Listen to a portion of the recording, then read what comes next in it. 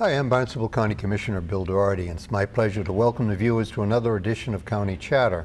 County Chatter is a program that's intended to give the viewers here in Cape Cod, both those who visit and those who are here year-round, some sense of some of the regional programs and activities that are going on here in Cape Cod.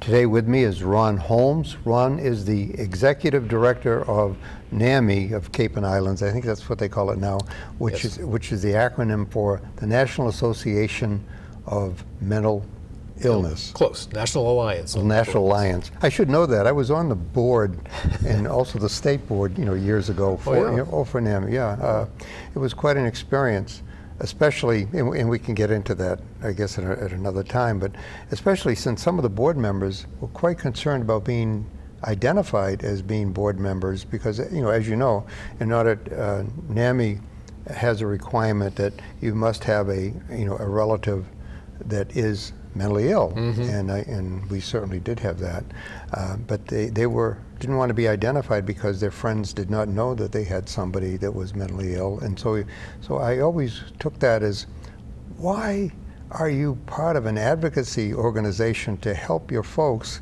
and you're more afraid of stigma than your folks? But that's a story for another time, which is a segue into last Friday. We had a wonderful behavioral health summit. Yes. That was over at the well, it used to be the Radisson, but now it's the Doubletree. Hilton Doubletree? Yes. Yeah, okay. Well, anyway, I attended it. It was a wonderful, it was wonderful. And I'll let you go into it, because what I want folks to know is what happened and why you had it. And why we had it. It was a great day, Bill, for mental health on Cape Cod and the islands. We have a long way to go with stigma, particularly, and coming back to your initial point about people not wanting others to know that they were on a board or in some way connected with an organization that was trying to help people with mental illness. We've still got a ways to go, but we've come a long way since then. So I'm happy to report that. But there's still the issue that a lot of us have recognized at various times, that the mental health care system on Cape Cod is somewhat fragmented and certainly confusing. At NAMI, we get calls from people who are seeking help in trying to navigate the system. Where do I go? Who do I call? I have this situation. And it's difficult for them to kind of navigate that system. What's present is that all the providers of that system are a little bit confused themselves. They don't know each other. They don't know how some of the other providers do what they do, or how they do it, or even who the people are in those other provider organizations. So, as I said, a lot of us have thought about this and thought that this could be better. It took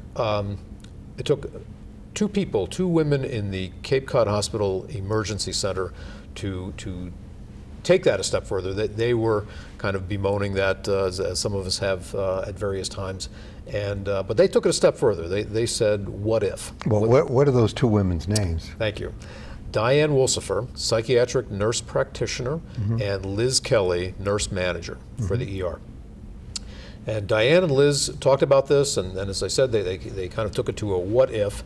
What if we tried to get all these people together, all the providers together in one room, and let them at least talk to each other, network with each other? So the idea for this summit that we had last Friday, the first annual Behavioral Health Summit for providers, came together. We had speakers. It was an all-day affair. As you know, got started about 9 o'clock and went till 4, included lunch. And we had some great speakers, so terrific presentations, and so it was good from that standpoint. An educational standpoint, we had continuing education credits available for those that needed it, and but again, the part of the impetus, a good part of the impetus, was getting all these providers together in one place so that they could talk to each other and know each other. And one of the outcomes of this is that we will have a registry of all of those providers with a link to their website, so that hopefully we can continue to have some knowledge and even some camaraderie about the other providers that we share this issue with. Well, I think that it, speaking from some personal experience with regard to, let's say, ER, although it's been a long time ago, is that if you are mentally ill, or if you have somebody that's mentally ill and they decompensate, the way the mental health system is set up, if you have been not released, but I think the word is empowered and allowed to become independent, you are then out of the safety net. Being out of the safety net, if you decompensate to the point where you are in need of services, the gateway, some people call it the gatekeeper, is the emergency room, because you then are taken to the emergency room. You are, and I sit on the Patient Family Advisory Committee over Cape Cod Hospital, and you are sent. Right now, the emergency room has something called a purple zone. Purple zone, and the purple zone does take someone who is decompensated out of what I'd call main view. Yes. But nevertheless, they're held there for a significantly long period of time. Part of us, part of the folks that consider themselves to be, let's say, some interest in advocacy, have been concerned that when the the resources of the hospital are engaged in order to find either an appropriate, what I'd call, intensive outpatient setting, or perhaps more appropriate, which would be an inpatient setting with a bed, then we come into the problem of where are the beds, and one of the things that you look for is, well, if the first need is to respond to what I would call the individuals in need, as well as the family, to get their loved one taken care of. Now, there are no beds for teenagers on the Cape, which means that you might go to Taunton, okay, or under the recently reorganized piece, you would go to Westboro. I think it's Westboro. You mean the recovery center in Worcester?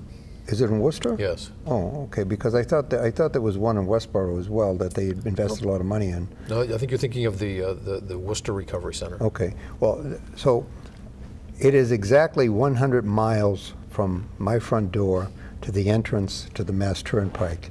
Now, I want to put that into perspective. That it is about 55 miles, I think, from my front door to Taunton. Now, if I had someone, that I had to take care of, and I got them into an inpatient setting, in order to be part of a support system, I'd have to be available to travel 55 miles to see someone on a regular basis, or 100 miles and more than 100 miles in order to get up to, to Central Mass, in order to support if I had an adolescent. Now, to their everlasting credit, the silos that they're talking about are not intentional, but every one of these agencies considers themselves to have an important mission, but they don't always see where there could be what I'd call not an overlap, but an interconnection in order to focus on the needs of the consumer. So, what did we find out about that during this summit? Well, you've touched on some very big issues there, and and the summit wasn't really trying to address a lot of those larger issues so much, although it was touched on. Some of the speakers talked about model systems of care. What can we do better? How can we approach this in better ways and offer better treatment to folks that need it? We were starting, the summit had a purpose a little smaller in scale than that. It was just the recognition that we as providers here on the Cape and Islands, that we could do better even just by knowing each other better, knowing what each other do. The organizations that are here, sometimes we don't even know, and we suspect that there is some overlap, and we should address that overlap. So within our community here, we are trying to address a better system of care where people can give the folks that need it the proper care in the right setting, or refer them to the right organization that can do that if they're not the ones to do that. And small beginnings, I'll grant you, but it's an important step. Oh, it definitely is an important step, and I'm reminded of both the 211 setup that that the county has, and I was happy to see that Beth Albert, who's the county's director of Human Services, yes, was there, and I know that one of the things that you wonder about is if people are aware of let's say services like 211, which is supposed to be drawing people together. It sounds like there's an opportunity to engage social media. Perhaps we need a Facebook page for, is this what you do for a living? On a personal note, my daughter attended. And I know she did. Yeah, and yeah, you're right. I didn't appreciate, telling everybody, how old I was, but that was another story. Well, she is an LIC establishment. She runs a program for, folks that are substance abusers. But one of the issues, and I don't know if we really touched on it, or your summit touched on it, was the issue of dual diagnosis that comes about because of self-medicating behavior on the part of some of the some people who are mentally ill. Now, I'd like you to talk a little bit about what you think people had as takeaways for this program. Well, your point about that with the dual diagnosis touches back on your earlier comment about the beds. Many of the beds, unfortunately, that could go to psychiatric treatment are being occupied by people with dual diagnosis. So there's a lot of addiction treatment that's going on. That's where psychiatric beds are being utilized for that. Coming back to your question or your point about the emergency room, yeah, they get a lot of this, either because of they're open 24/7, and so depending on when some of these instances are occurring, some of these crises that are occurring, and especially if there is drugs involved or alcohol, sometimes that the emergency room, unfortunately, is the place where they end up, and they might go to the purple zone. The purple zone is oftentimes filled. They're waiting for a bed. Maybe they're waiting for a bed at Cape Psych, but that's a small unit, 20 beds. The Department of Mental Health Hospital in Pocasset is only 16 beds. So here on the Cape, there are it's very much true, limited beds for folks. But the takeaways from the summit, obviously some good information from the speakers. I think that we had some terrific speakers. I think that one thing I would really like to say here, I'll interject with this, is that this was the first one of these that we had. We had no idea how this was going to go. We were hoping for maybe 100, 125 people to attend this thing.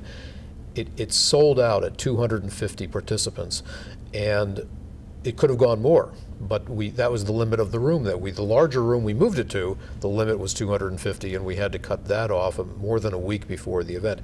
That speaks to the interest and the need for what we were trying to do, which was to address these services on the Cape and Islands.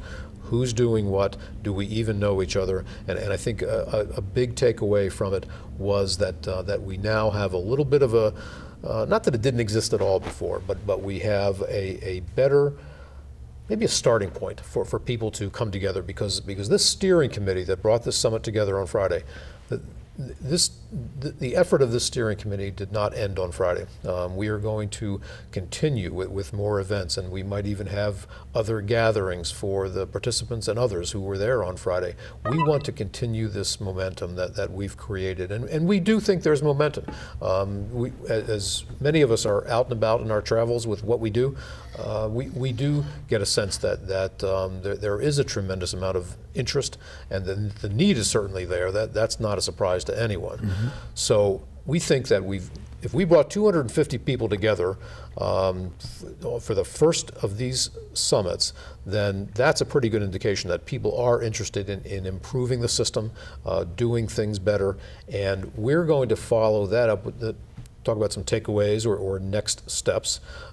Next May, which is Mental Health Awareness Month, We will follow Friday Summit up with another conference for the users of all of these services that these providers give. We pulled together the providers first.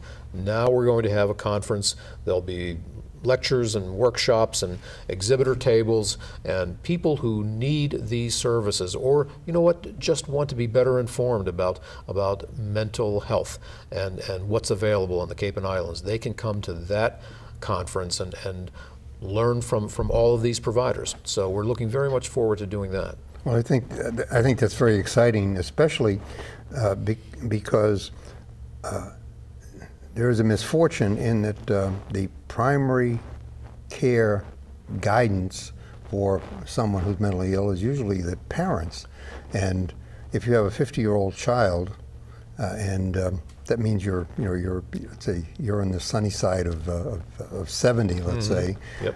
You're getting kind of tired. Sure. And it is an effort. I know that when we went through this, to find out what resources were available, how to get SSD, SSI, how to get, some type of residential placement and all the rest of it. It took us, both of us working at this, and at the time my wife was working for Cape Cod Cape Cod Human Services, so it wasn't exactly that we were naive with regard to finding things out, but it took the better part of a year before we got all the pieces and parts that we needed to do to get support for our son at that time. So I can imagine if someone is, let's say, my age, and is faced with what do you do to take care of somebody, that they do need to find out more about it, and hopefully it isn't one of those things we seem to be so facile about. Okay, go to the internet and look up such and such. You do really need to be able to go someplace and talk to somebody. It's true. But before we leave the summit, there were two panels that that were part of the summit that were very impactful, and I'd like you to describe for the folks the two panels and what the intent was and what you think was the outcome. That was very powerful. Pat Durgan, who is the manager of partial hospital care at Cape Psych, she led a panel of people in recovery to talk about stigma. And so we're back on that topic, and well, we should be. Stigma is a very difficult issue, and one we talk about a lot, but to hear it from the people who are actually feeling it and articulate it in a very good way was very powerful. They talked about what it felt to hear certain words or to be treated a certain way, to be talked about as if they're not even there. It's oftentimes that people do things without realizing they're doing it, but that's where a little awareness raising could help to erase that. We can be more sensitive to how we say things and how we address people with mental illness. So that panel was very powerful, and I was very glad that she did that.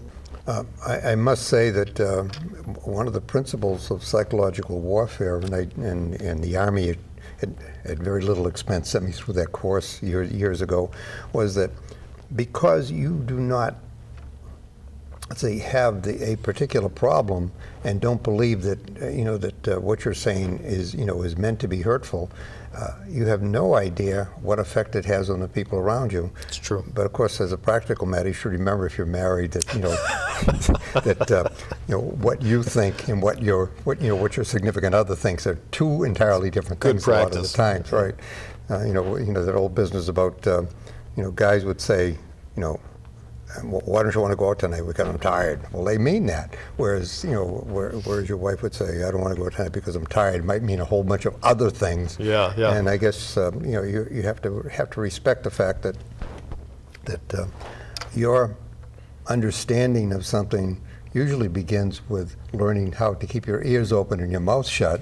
A lot of times to see where people are. We go through this a lot in sensitivity training, that we really have to ask how people want to be called, how they want to be treated, and I guess one of the statements that somebody made about was how how they felt so, not inadequate, but so invisible when when they were referred to as, let's say, a bipolar rather than I have bipolar disorder. Right. And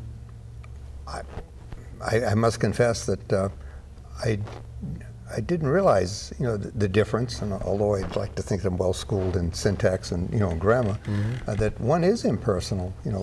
One is completely dehumanizing in terms of a statement, and the other is referring to somebody with something. It's almost at the level of the difference between calling somebody stupid and suggesting that somebody is acting in a stupid way, and they might be the same thing, but I think we all understand that everybody is capable of acting stupidly, but to say somebody that is stupid is, or let's say, or is that demeaning kind of an activity that really has an effect. It also says a lot about the speaker. Sure. And I guess that's what we're trying to do. We are trying to educate people, and certainly in NAMI's family-to-family education course, we have a class that's just on empathy. It's a 12-week course, and all of our programming is free, but it's a 12-week course, and one of the classes in that course is on empathy. We try to get the person's family member, the ill person's family members, to understand, have empathy for what their loved one is going through, so that they can better understand how to approach them, how to speak to them. One of the other classes is on communication skills. So it's even the family members sometimes have a little difficulty in understanding how it feels to the person with mental illness. So the other people in other jobs and just in the general population out there, it's tougher for them too. They don't have that sensitivity training, and that's where I think we can do more to try to educate the general public even about mental illness and let that awareness get raised a little bit. Well, I think the first thing to tell people about is one of the exercises they do with the police. And by the way, I think the police on Cape Cod and in the town of Barnstable, in particular, are really marvelous. They are what I'd call the street smart social workers, because they're the ones that that see folks that that are decompensating, and they do a wonderful job of treating them humanely and getting them in care. But one of the exercises that they do with police in order to, let's say, to give them a better level of understanding, is they put earphones on them, and they have voices in the earphones. And then you have somebody, and and everybody knows about noise canceling earphones. You have somebody in front of them that is telling them to do something, and they keep yelling at them because they're not paying attention because they're hearing the voices. Yeah. And that, all the police that I've talked to that have gone through that exercise say it's like night and day, because if they are trying to maintain law and order, they're trying to stabilize someone, and the way you stabilize, you communicate with them, and you don't want to hit them, but you usually, so you have an escalation of voice. You're starting to raise your voice. You're starting to get upset because you're not seeing a response, and you're becoming uncertain as to what to do next. But when they were faced with this exercise and get that understanding, they know that you can't stand in front of somebody, and this goes for people that, with folks that are decompensating. You can't stand in front of somebody and start yelling at them and figure out that that's going to be, that is going to, let's have say, a positive outcome. Yeah, exactly. Yeah, it's exactly right. And so yes, they are on the front lines in situations like that, and they really do need to have some better awareness and even education about how to approach individuals in those situations. And we try to do that. They're through, not that we offer this ourselves, but we can help police departments see where they can obtain crisis intervention team training, CIT training for their departments, so that they do have that education, which is not offered in the academy right now. They come out of the academy without really having that training, and so it's sort of an aftermarket business right now. Well, interestingly enough, the police academy, I guess it's the police academy for continuing education, approached the county, and we're interested in helping them out with with some funding for, let's say, for skill, skill development. And I know that one of the things I'm going to ask before I sign the check is, I hope there's, the some element, of how you're dealing with the mentally ill. Okay, these visits tend to go pretty quickly. So we spent a Friday on Cape Cod at a nice venue. We had 250 people plus, because I think there were more than 250 people in the room, and they came from the public and the private sector. Mm-hmm. There were what I'd say a lot of questions that were asked. There were people who were experts in many different fields, mm-hmm. and so the question comes: we're planning another program in May, but how are you going to keep the momentum going with the folks that that did show up? For all of the participants, they certainly left with their materials from the day, but we are going to follow that up with a registry of all the people that were there, mm-hmm. links to their websites, the PowerPoint presentations will be available, and we are right now in the process of putting all of this together so that people can access this in one place on one website. So all of that will be available, the directory will be available, and so we want the participants who were there to continue with the energy that was in that room. And I think you'd have to agree, there was some energy in that room. Yeah. Yeah. Oh, yeah. So we want that momentum to carry, and it really is momentum, and I think that energy will lend itself well to having that carry forward. So we will have all those materials available for those folks. Now, at the time, I recall there was there was some filming and taping going on. It was filmed, and that will also be available. And when will that be on community TV, or it'll be on the website? It'll be on that same website. Okay. There will at least be a link on that same website to all of these materials and the video. The session, the entire day was filmed, and that will be available to folks. Okay. So I think and that will it be meta tagged in any way so that people could get to the point where they wanted to view? I should think so. Okay, because that is, as you talk to, when you get it, you can put a table of contents on the front of it to at least, indicate where the times are, so that if somebody wanted to look at it, they could get to a point where they, would be particularly interested. And I would highly recommend that they listen to those panels and listen to people who are going through this, so they understand what's going on. Absolutely. Okay. So with that. Ron, we've had an opportunity to talk about what has happened. I appreciate it, Bill, very much. And I appreciate you doing it. We have such a long way to go. We do. And unfortunately, my history, as an advocate, is now close to 30 years. Looking at this problem, and thank God that people are still, trying to bring some. Let's say some energy and some solutions to it. So with that, I want to thank the viewers for watching another edition of County Chatter. My guest today has been Ron Holmes, who is the Executive Director of the National Alliance for the Mentally Ill here in Cape Cod, and the islands too, I believe. The islands. And the islands.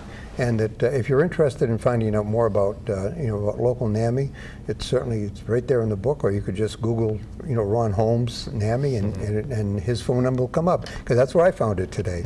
So with that, I want to thank you, Ron, and I want to thank the viewers for watching another edition of County Chatter.